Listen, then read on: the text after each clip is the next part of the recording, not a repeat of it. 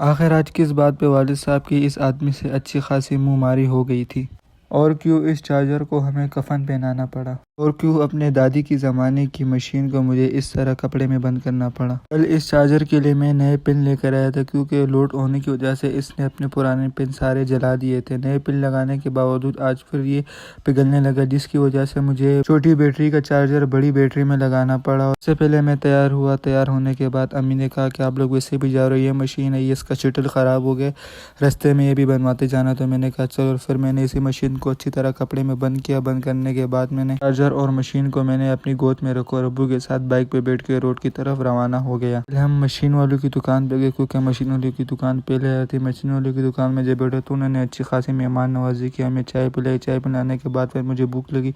अब्बू को मैंने बोला कि अब्बू मुझे चिकन बिरयानी खिलाया। तो फिर अब्बू ने सबसे पहले मुझे चिकन बिरयानी खिलाई। उसके बाद उसी चार्जर वाले के पास गया। चार्जर वालों को हमने उसका चार्जर दिखाया कि भाई आपका चार्जर बिल्कुल ही काम नहीं कर रहा, मगर चार्जर वाला मानने को तैयार नहीं था। फिर उसने हमें इस्तेमाल करने का दूसरा तरीका बताया। उसके बाद मैंने उसी चार्जर को डब्बे में बंद कर इसी में वालिद साहब को पता नहीं किसी की कॉल आ गई थी। कॉल पे बात करने के बाद हम लोग बराबर में एक दूसरी दुकान थी, उसी दुकान के अंदर हम लोग चले गए। दुकान के अंदर बहुत सारी कंपनियों की प्लेटें पड़ी हुई थी, तो अब्बू परेशान हो गए कि यार कि कौन सी कंपनी की प्लेट अच्छी हम बोले। उसके बाद हम चले गए बैटरी वाली की दुकान पे, क्योंकि हमारी जो बैटरी थी उसने भी अब सही काम करना छोड़ दिया था, क्योंकि ये भी नई थी। दुकानदार के साथ बात करने के बाद दुकानदार ने हमें कहा कि यार अपनी वही पुरानी बैटरी ले, हम वो चेंज करके आप कुछ पैसे ऊपर लेके आपको एक नई बैटरी दे देंगे। वालिद साहब ने मुझे कहा कि यार जाओ वो बैटरी लेकर आओ।